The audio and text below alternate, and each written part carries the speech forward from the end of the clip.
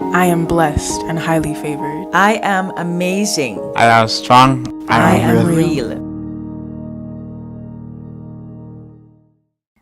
You were 7 years old, woken out of your sleep, and like your mom and dad and your older sister's like running out the house, and you don't know what's going on. And then your grandma comes and be like, okay, it's okay, guys, just go back to sleep. And you wake up the next morning and you realize this person who you've known your entire life is gone.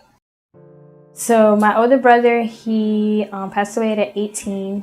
So it was back in 2001. So I was about 7 years old.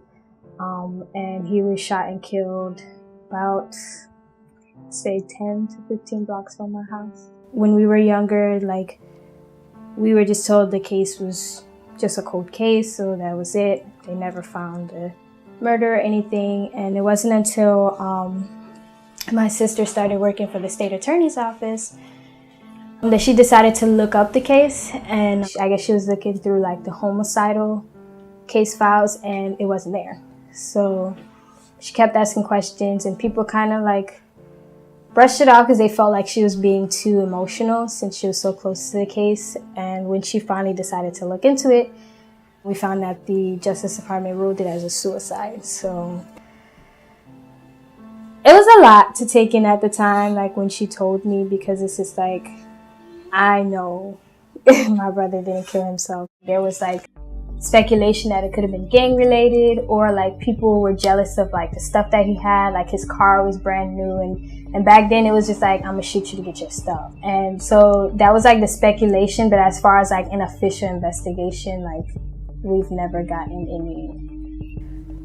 The people who pride themselves on protecting and serving, and how can you like deny a family justice in a sense like this? And then now when you're learning about what happened, even more so now, I feel like I was robbed of years I could have spent with my brother. Because to them, it's almost like, okay, another black guy killed. We don't care to find out. We'll just push this case to the side and move on.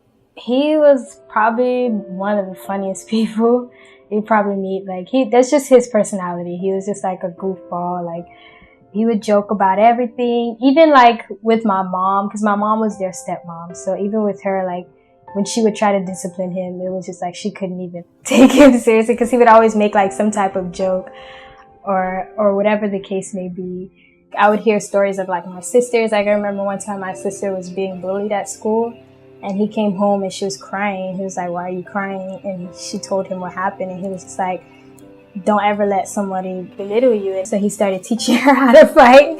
I mean, it's not the best role model, but like for him, it was just more so like, I got to protect my family, and I'm going to teach you how to protect yourself. It was a rough patch for us, but I think over the years, it did help to bring us together, because it's almost like, Maxon wouldn't want us to fight like this. So, let us, do it for him. And it's just like, I think it especially helped my siblings, because it brought us a lot closer. It's like, at the end of the day, we don't know when any of us are going to leave this earth. So like, you're my sister, you're my brother. Like at the end of the day, we all we got. It definitely hits home a little bit, especially when you keep hearing new names, and it's like, you just think back, and it's like, in a sense, you understand what these families are going through, because you know what it's like to have someone taken from you, and you know what it's like not to have justice served.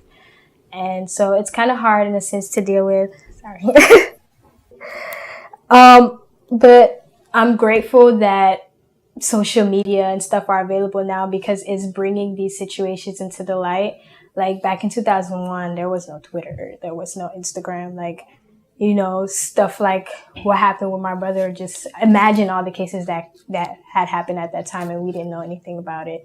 So I'm glad that it's being brought to the light so that people are starting to do stuff about it. But it's again heartbreaking when the outcomes come out the way they do. It definitely put into perspective a lot of things, how valuable life is. Like you can't take anything for granted. And just to continue to be more determined and perseverance, and just like trying to get to a place where you can combat these type of things, the injustice and stuff like that. So it's just like not to let your troubles be your future, you know, try to overcome them and such. So which is why I've been like so adamant about getting an education and making sure I further myself so I can help the next person. I always count my brother as my sibling. And they're like, oh, but he passed away. And I'm like, okay. And they're like, so you only have 5 siblings? And I'm like, no, I still have 6. So it's just like, even in death, like, that shouldn't eliminate that person. Like, at the end of the day, like, that's still my brother. I'm still gonna fight for him in death, in life. Like, at the end of the day, he's a part of me as just as much as I am a part of him. My name is Nickelle Decius. This is my story, and I am my brother's keeper.